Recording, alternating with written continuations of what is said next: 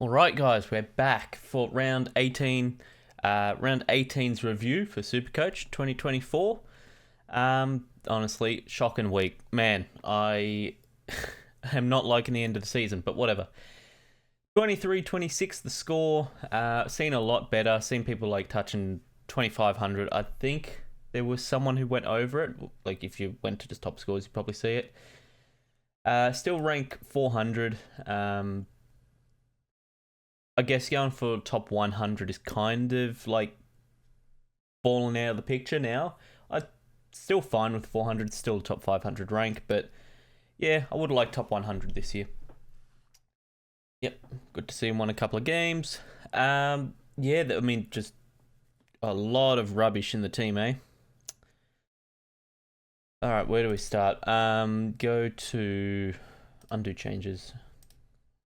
Okay, so Cheezel, North were good for a quarter, and I remember watching this game while I was at work, and it made no sense. Like, why were North competitive with Sydney? It only lasted a quarter. The next three quarters, Sydney just blew them out of the water. Well, they end up winning by, like, was it 100? Almost. They blew them out of the water after the first quarter. Cheezer was good in the first and kind of followed the team where like it fell off a bit late. It's he's he started forward and played back into the midfield. Uh, I haven't watched a North game the whole way through for a couple of weeks now. I don't know if that's what he's been doing. I think he's been more so starting in the midfield and working back as a defender rather than forward back as a midfielder. Could be a personnel thing, like with McKercher back, Zach Fisher maybe back. I mean, there's a couple of doubts on like his best 22 status, but having a big loss does kind of help Fisher if he's healthy. Yeah, we'll see with Sheasel. Stuck into him now, like zero trades, but on that point, the last trade was gone to TDK. Just got the most informed ruck. Like, look at his 3 round average. It's still probably like 130 or something like that. It is insane. Where is it? 3 round, yeah, 130. Last week it was in the 140s. 5 round of 137, even with a sub ton in there. Like, he's just the way Carlton are playing at the moment. Like, he's just benefiting. I think this game he got subbed in. That's why it's so low. Yeah, I think he might actually be a contender for Ruckman next year. We'll go more into that, I guess, as the weeks go on, because now there's 1, 2, 3, 4, 5, 6 weeks with no trades. Dacos did worse than I thought, but also kind of like not as bad as it could have been. He was getting tagged. Did see it coming. Geelong are already hard to score against. So, yeah, expect. Once I turned on the game and saw like how it was going, I was like, oh, this is going to be a 60. Did end up getting basically 89, basically a 90. Could have been worse. Could have been worse. This is why I went with the VC on him. Originally, the VC was going to be Bont. It was going to go Bont into Dunkley was always there. I was contemplating Merritt for a minute, but I mean it was always going to be Dunkley. Yeah, I mean if I went Bont, I would have got the same result. Still would have went with Dunkley, so it wouldn't have changed much. Ryan, I don't know what's going on here, man. Like Freo, I've said Freo are not that good of a team. They are so fake, right? Like they look good one week, look terrible the next week, and then look mediocre the week after, and then repeat the cycle. I think they're going to end up with a top 5 spot. I'm not going to say top 4, but like top 5 spot just because of how the ladder's like panning out. But could see them out in finals, basically week 1. I don't really trust this team at all. As I thought played all right. I didn't catch any of this game. Saturday night I was out at a friend's birthday, so I caught a bit of Melbourne Essendon because they were playing it on the screen at the like bar we were at, but um, didn't catch any of this one. All I saw was highlights through Discord and Twitter and shit. Uh, Naz didn't honestly look that bad. His stats don't look bad for the game. Um, I mean, 28 touches, you take that. Like, that's not a bad game from him. 7 marks. I don't know really what's kept his score down. I think it's just St Kilda got pummeled, so it was hard for him to like kind of keep the score up. Dan Houston was in for a big game. I'd say through about half time, it was on like 71, and it looked like Port were just going to be kicking it around the back line for the rest of the day. But Gold Coast put up a good fight. I think they're still undefeated at home. I think I heard that on like the broadcast, which I mean it's good for them, but I still think something has to change at Gold Coast. I think it's Rao actually. Like watching that game, I really thought it was Rao. When it came to trading like one of Rao and Took, I read some like all of 3 Gold Coast fans on like their big footy board and stuff. They are not happy with Rao's development. Was kind of like the gist I was getting, and everyone's saying like he's probably injured at the moment. He's not running like at all. He probably gets like 3 steps, 5 steps of like run out of stoppage, and then he's just walking. His hammies are probably cooked. I think you see this with a lot of players these days. You can't be too big. The one where like I can see it in is Ruben Jinbi. Again, West Coast fan, but like getting bigger sounds good, and it sounds like, oh yeah, here we go, like definition of inside bull. But the way the game is right now, it's so transition based. Like you can use Supercoach to back that up, but like say you look at just Supercoach scoring stats, you'll find that it's almost like 70, maybe even 80% of a player's scoring is stuff that happens in transition of play. And when you're that big, you're cooked by the end of the season, right? And it's got nothing to do with like, oh, he has no tank to him or anything like that. It's just he's that big, lumbering around like a huge frame. It's like Ruckman. Ruckman always get hurt at the end of the year. Um, they're too big. Their bodies can't handle it. We've got a huge field like that. Just thinking about it, like the AFL field is massive. Having big-bodied midfielders, it's good for the first half, and we see it in Rao. Like it's no coincidence that like every time he's been good, it's fallen off in the back half of the year. Like this was a genuine good first half of the year. He was playing good, playing to his advantages and stuff like that.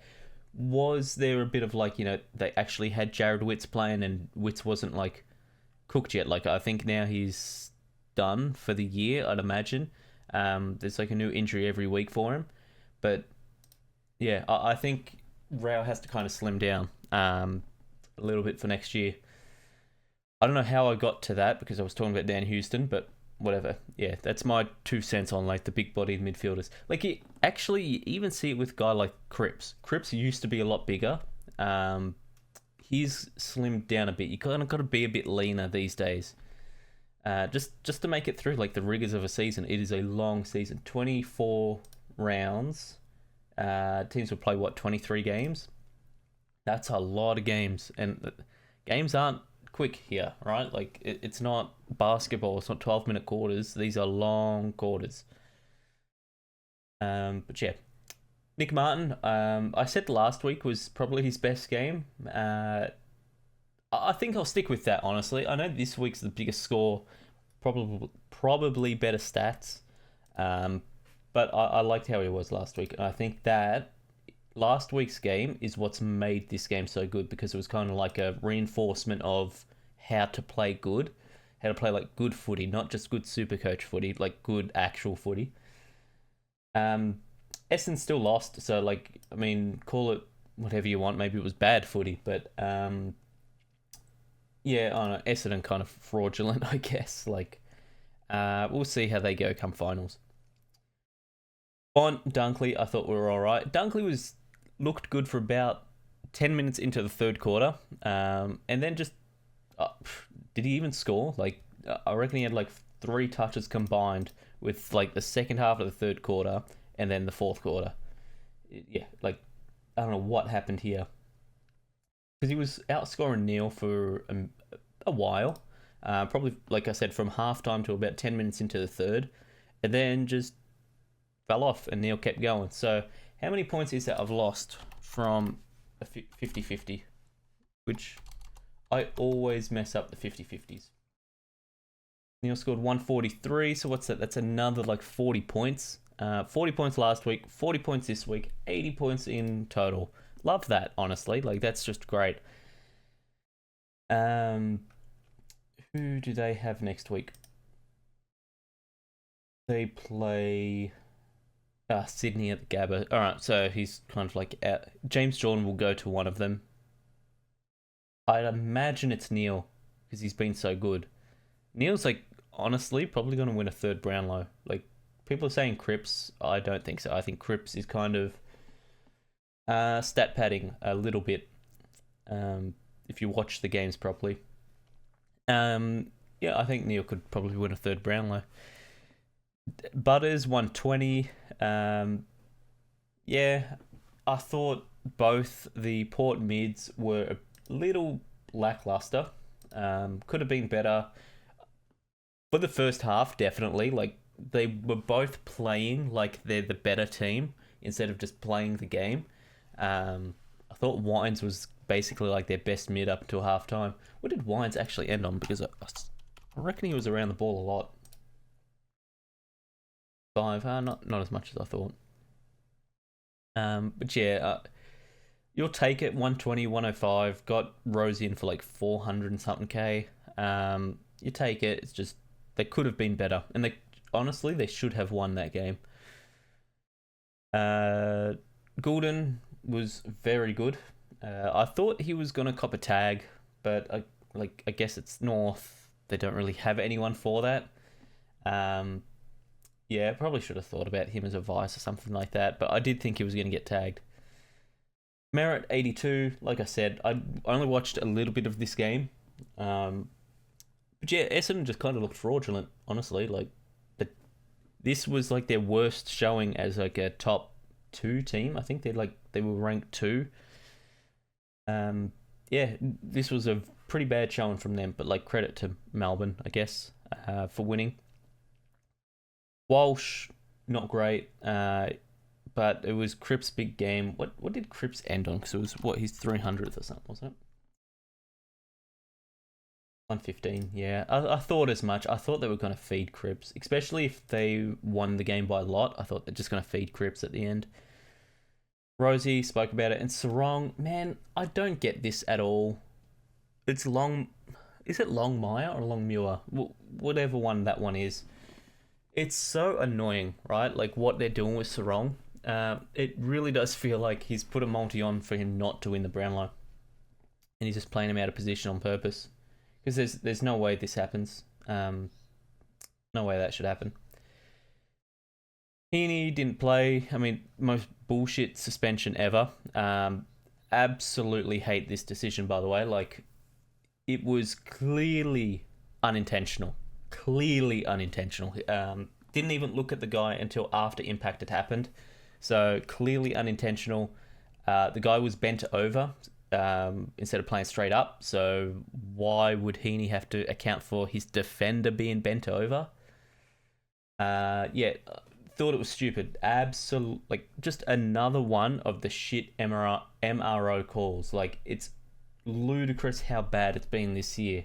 Something needs to change. Because I know there's the concussion lawsuit, and I get that, but having uninverted shots to the head be punished like this is a terrible precedent, especially when you go earlier in the year and Charlie Cameron got off, and he's gonna get off again for concussing Liam Duggan. It's a bad system. It's a bad precedent. scrap everything that's happened this year out of the books, right? You can't use this as evidence for anything in the future. Clean slate next year. And all we do is intentional shots. Like I saw in the Gold Coast game, I think it was Joel Jeffrey. Weeks, right? Like, he should be going for weeks. That was an intentional shot above the head. You don't hang your arm out like that while running past a guy and unintentionally hit them. That's an intentional shot, should be out for weeks. I'm in the camp of, I think, any form of striking, punch, fist, fist closed, fist open, slap, chop, whatever. All of it, any intentional strike should be out. I think you should get weeks for it. But unintentional taps that just caused a blood nose, like, all right, that's nothing, right? Like, it's a sport at the end of the day. If we did that in any other sport, like, I watch basketball a lot. How many times is there someone that cops like an elbow to the face unintentionally just because a guy was driving past? They go lower, you go higher. Like, that's what happens, right? It's stupid. It's absolutely stupid, and it's making a mockery of the sport. But I mean, there's concussion lawsuits, so I see why they're doing it, but it looks bad. It looks bad on the game. The Rucks were fine. TDK, they lost. If they had got up and played a bit better throughout the game, I think he gets into the 110s range. Same with Marshall. Kind of got bullied a little bit. Flanders thought he would be a lot better. At court, I think he was leading the team at halftime, and then didn't really show up for the second half. Heaney suspended. Caldwell, Dowling was great. Who'd have thought playing a midfielder as a midfielder is a good thing? I never thought that. I mean, Matthew Nix is just a genius for working that one out. Caldwell was good, but Essendon weren't very good. Zorko didn't really do anything at all. I'm surprised he got to 93. I think it was just like a touches thing. How many did... Yeah, 18. That's not even a lot. Maybe the tackles. The tackles probably what carried him.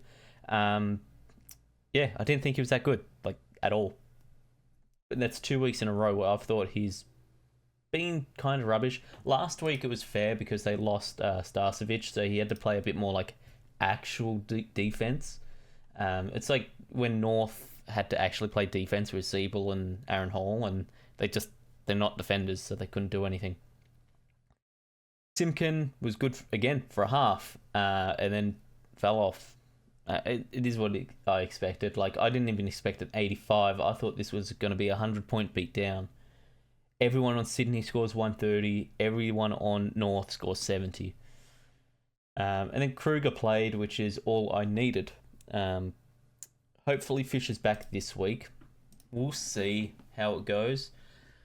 If he's not, I just have to play Kruger again. I wish Dawson wasn't there. I wish it was like anyone else.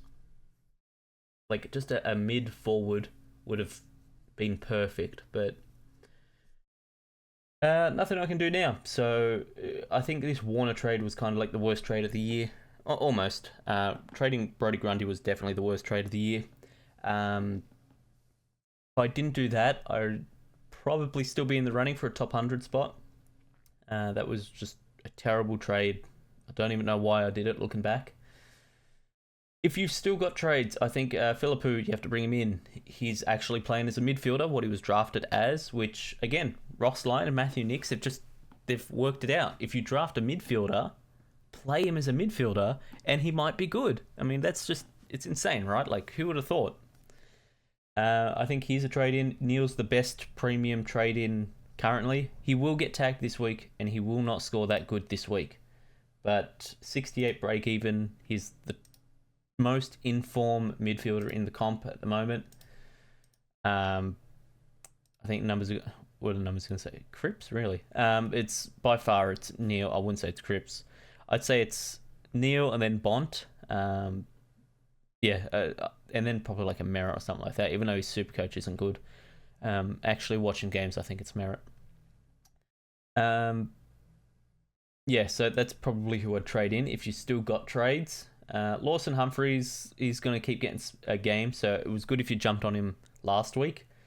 I didn't have 2 trades, so there was not really a point for me doing it. Zane True did play. I wasn't a fan of him. I thought he was fine. Like, he's done extremely good in the waffle, but I think that this was a bit of like, there's no one else. So he's kind of racking up a score, which is good for Supercoach. So if you've missed on Humphreys, you can definitely go with True. Jordan Schofield, Jeffrey Schofield, whatever his name is, Jared Schofield. That's it. Yeah, I got there eventually. Jared Schofield did make a point in like both press conferences he's had that he just wants to play the youth. He's dropped Jack Darling, which thank God, finally. He should have been dropped after like round 1. He's got 7 goals on the year, and we're playing him like he's a star forward still. Like, that is, if there's a reason why West Coast sucked under Adam Simpson, it was he had too much respect for the players, which isn't a bad thing, but it's a bad thing, right? Like, oh, and Andrew Gaff still got a game in the year of 2024. Like, what the hell is going on? But yeah, so that's about it for this week. I'll see you all next week. Tasty out.